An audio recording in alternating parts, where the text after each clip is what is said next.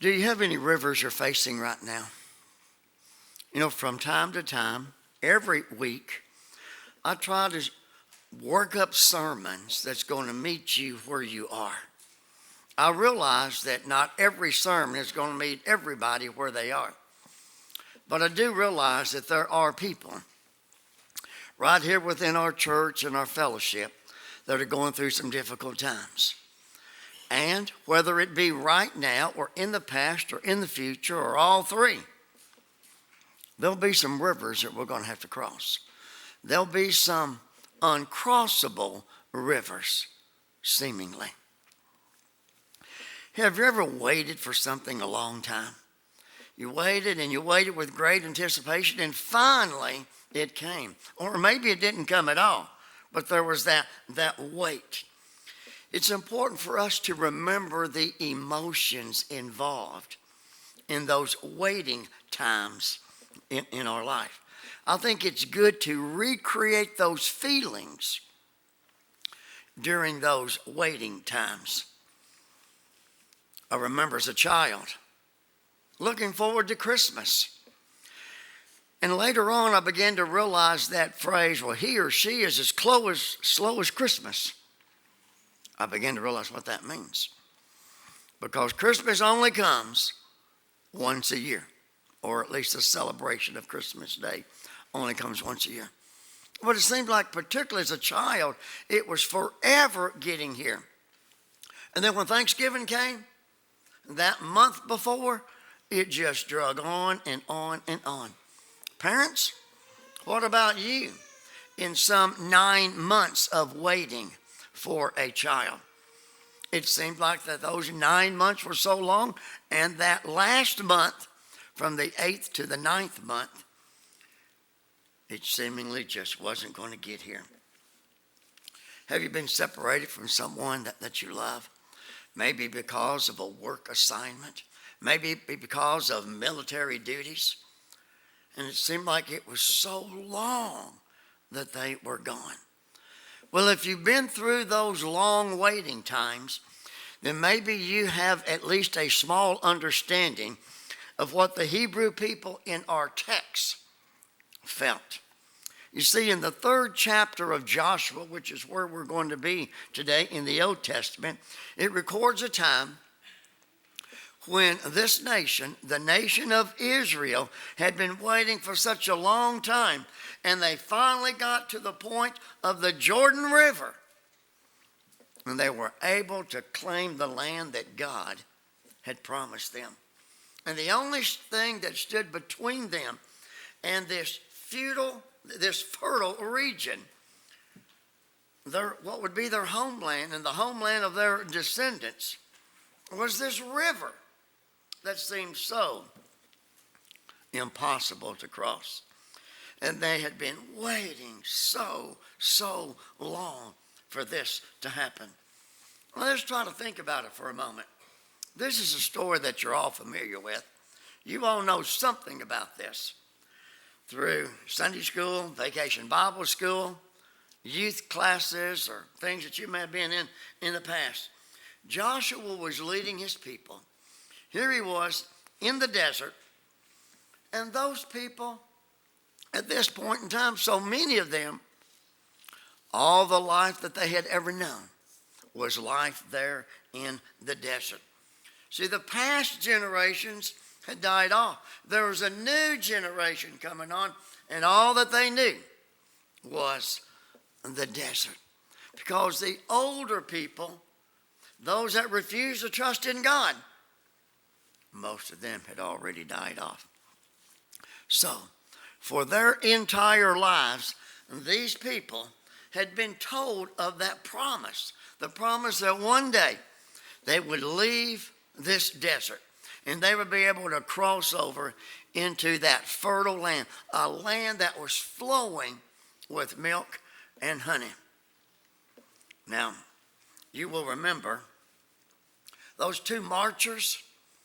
There was Joshua and there was Caleb, who waited even longer. And by the time we get to where we are in this passage in the Old Testament, they're 80 years old. And there are only two of the original crew, if I could call them that, who trusted God as they leaned upon him to conquer Canaan so many years earlier.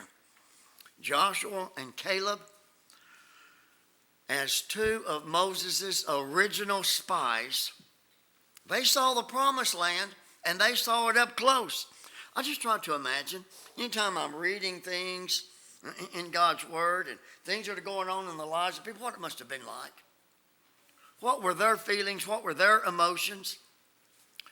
All those years that they had spent in the desert, dreaming of a day, dreaming of a time when they would no longer have to see the scrub brush there in the desert and to deal with the scorpions in the desert and to claim that wonderful land on the other side as their river.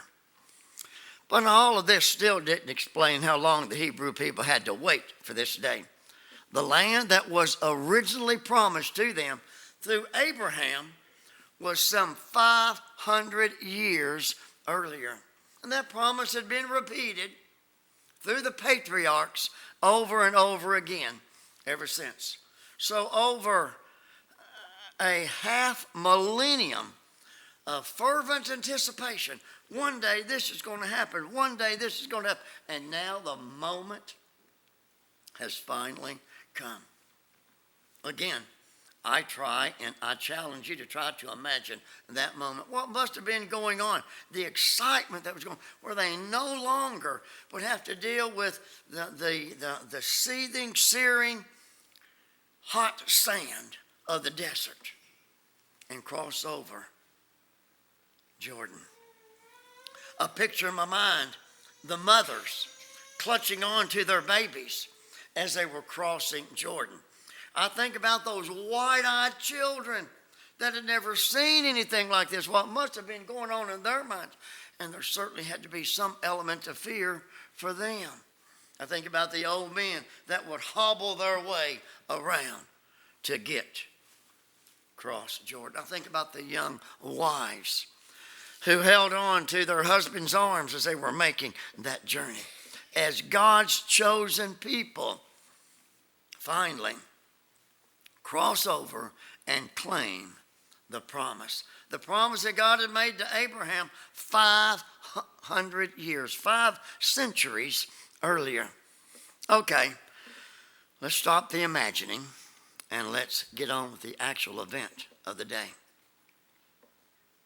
Let's read the first 5 verses of Joshua, the 3rd chapter. Then Joshua rose early in the morning, and they set out from Shittim, and they came to the Jordan, he and all the people of Israel, and lodged there before they passed over. At the end of 3 days, the officers went through the camp and commanded the people, as soon as you see the ark of the covenant of the Lord your God being carried by the Levitical priest, then you shall set out from your place and follow it.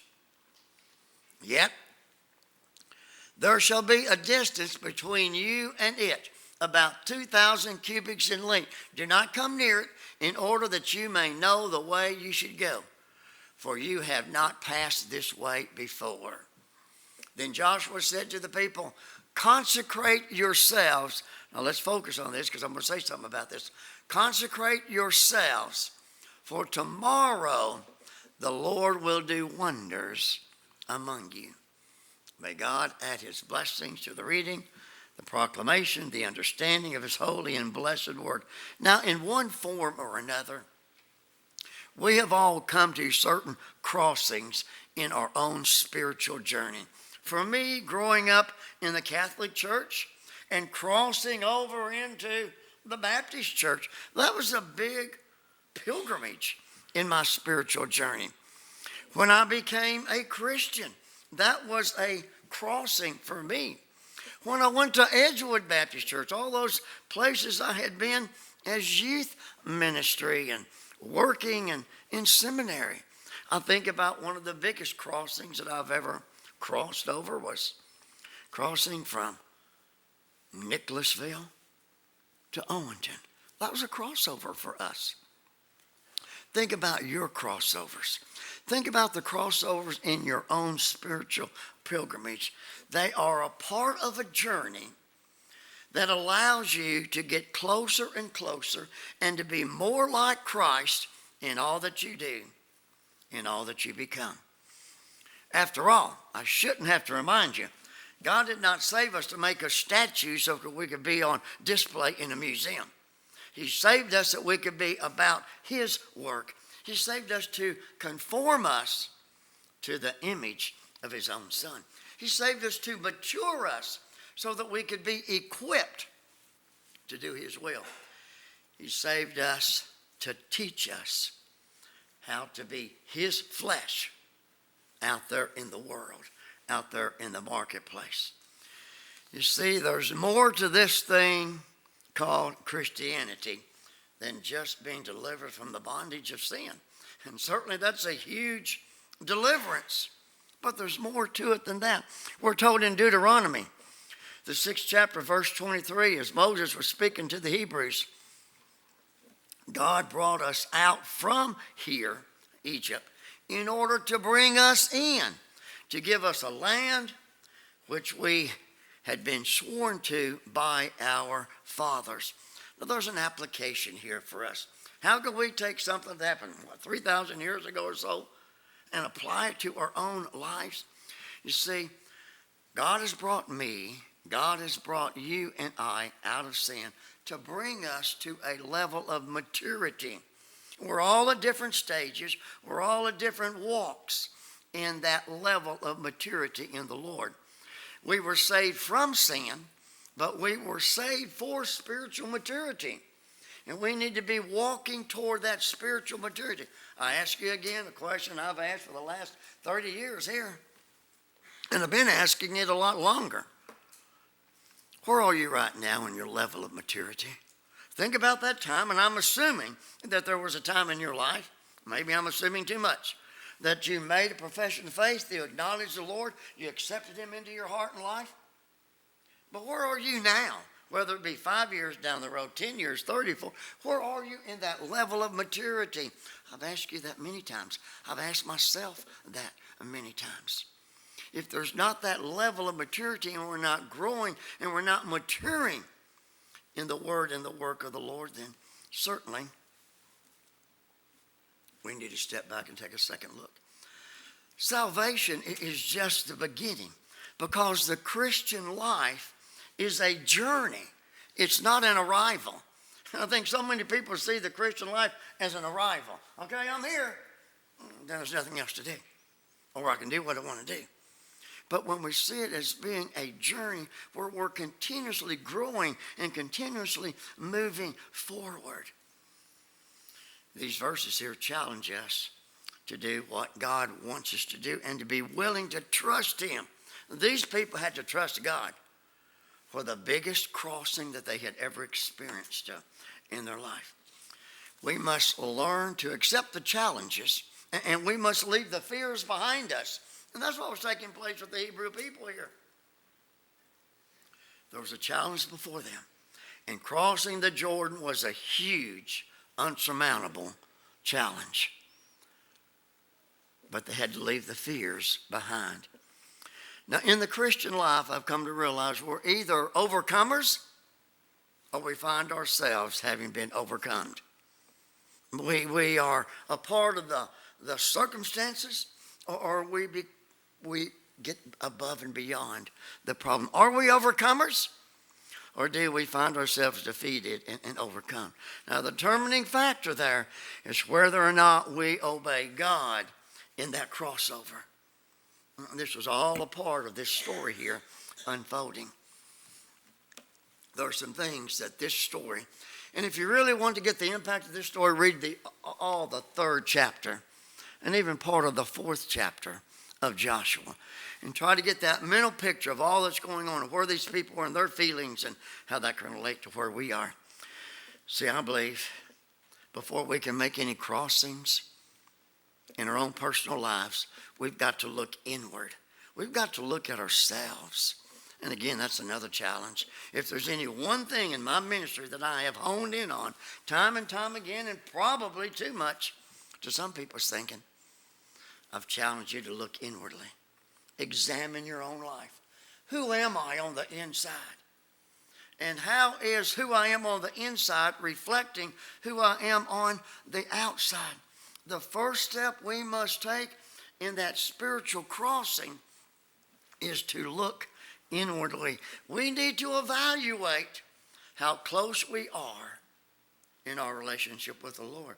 We need to evaluate where we are in this spiritual journey.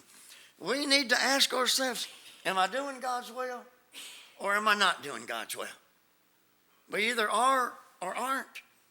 It's no in between. It's A or B. To put it in the biblical vernacular there, and we read it there in verse 5 of what was on the screen. Consecrate yourselves, for tomorrow the Lord will do amazing things among you.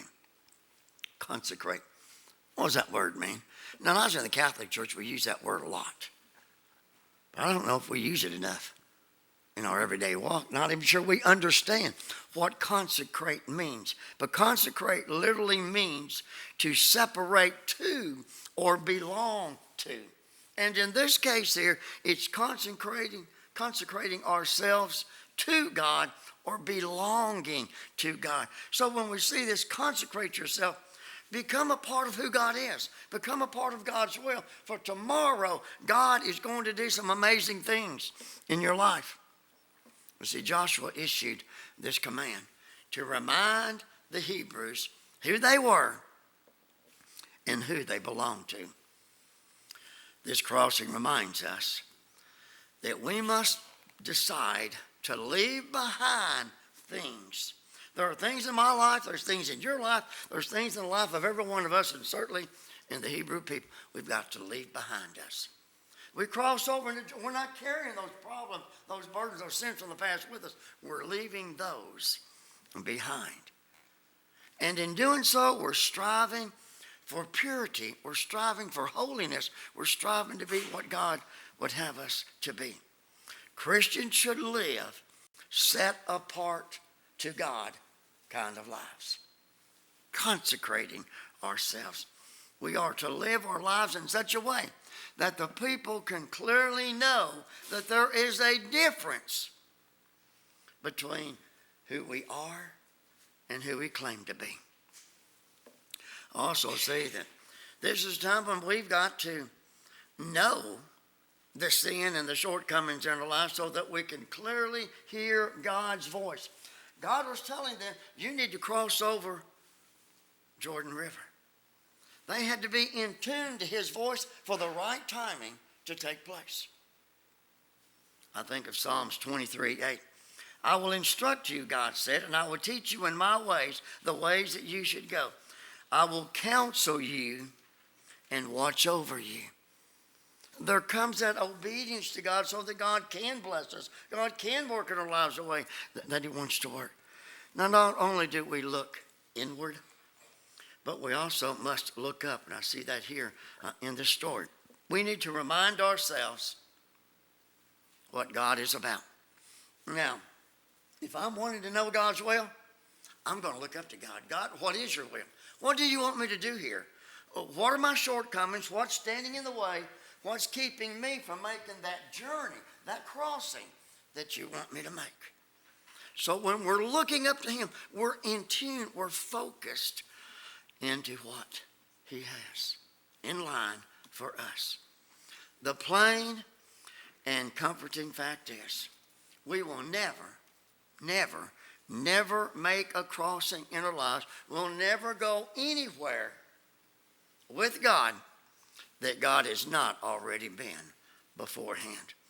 We find this principle right here in this text because the people were instructed to follow him by following the Ark of the Covenant or the Ark of the Agreement.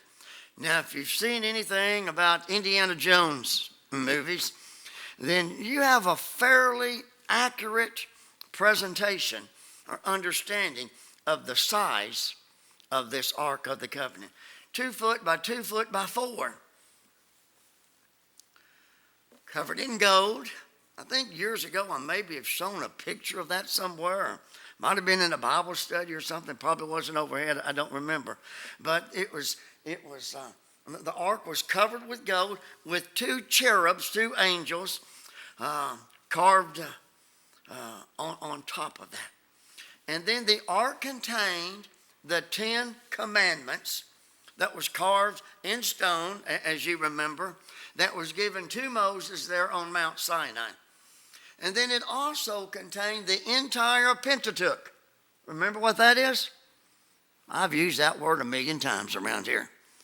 How many of you can tell me what the Pentateuch is? The first 5 books of the New Testament, right? No, it's the Old Testament, okay?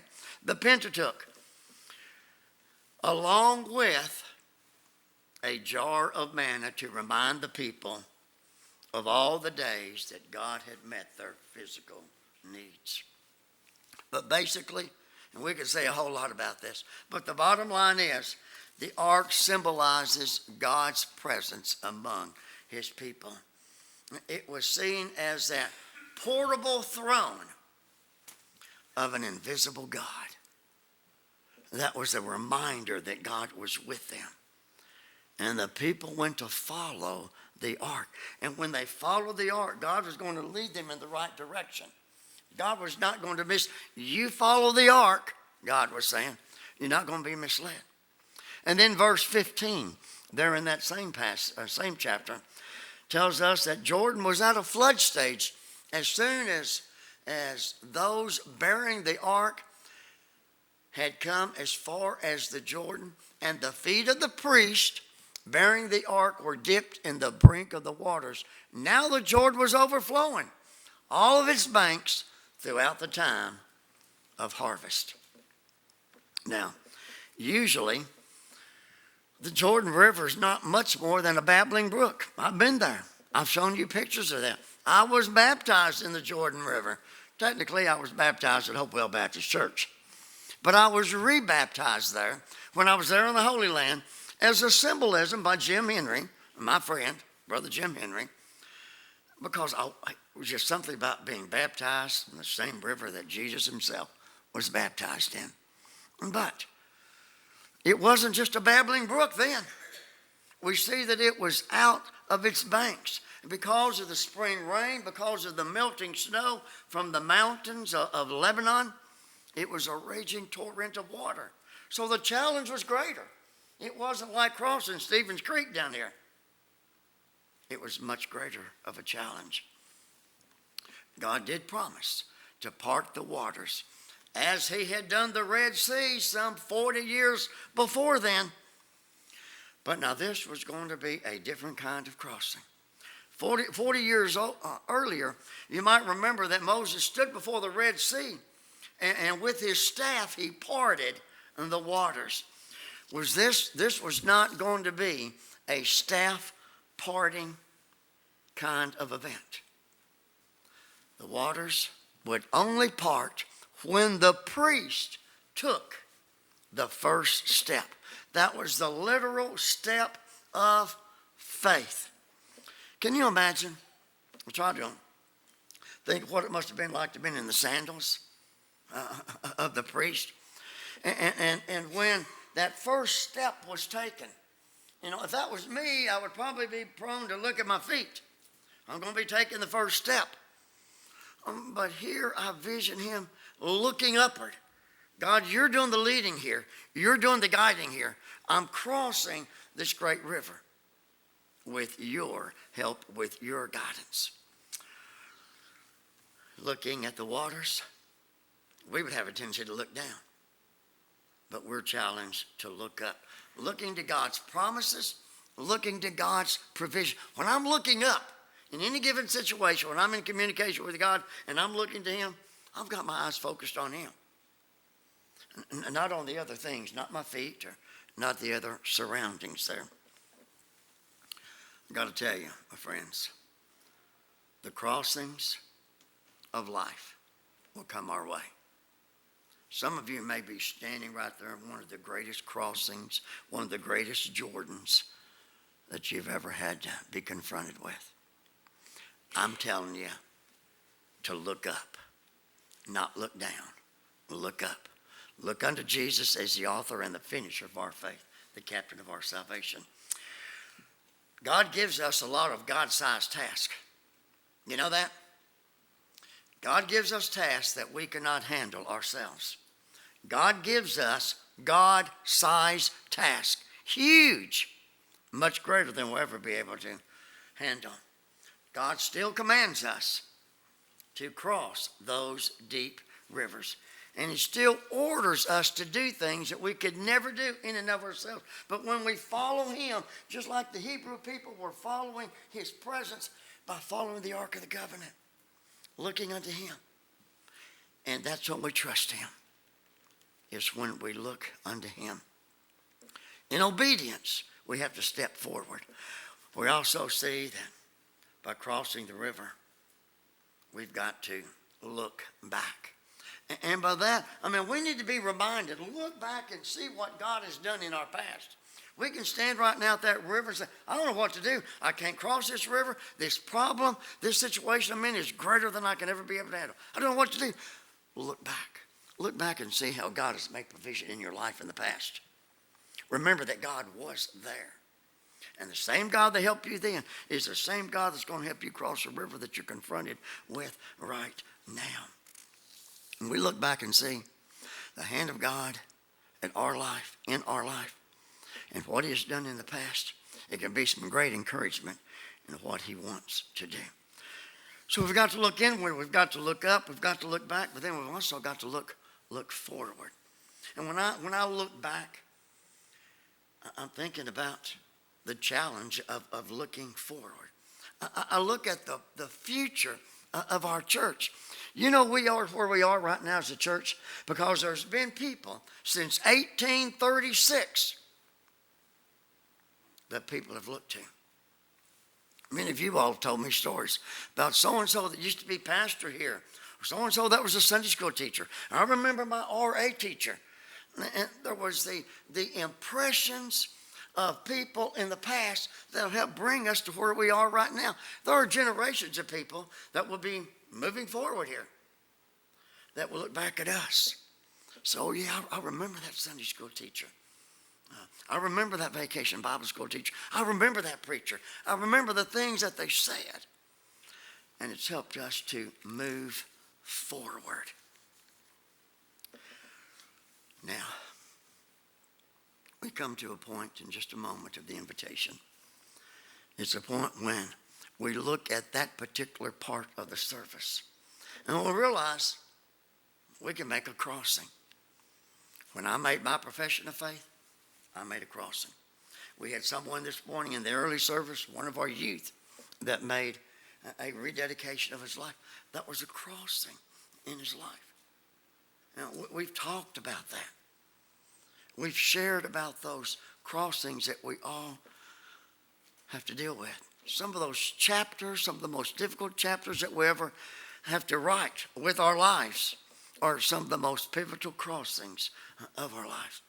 Somewhere there was a point in time in your life when you felt the Lord knocking on your heart and you responded. That was a great crossing of the Jordan. There are times when we just simply have to ask God for forgiveness. God, I've done wrong. I confess it. Then we're crossing over into a sense of freedom, a sense of relief from the past. I remind you, got any rivers you think are uncrossable? Got any mountains you can't tunnel through? God specializes in things that's impossible. He does the things others cannot do. So whatever you may be confronted with right now, whatever those Jordan rivers might be, you can't cross them alone. God doesn't expect you to. But as we look inwardly, as we look upward, as we look back, as we look to the future, we can find that strength. Let's pray.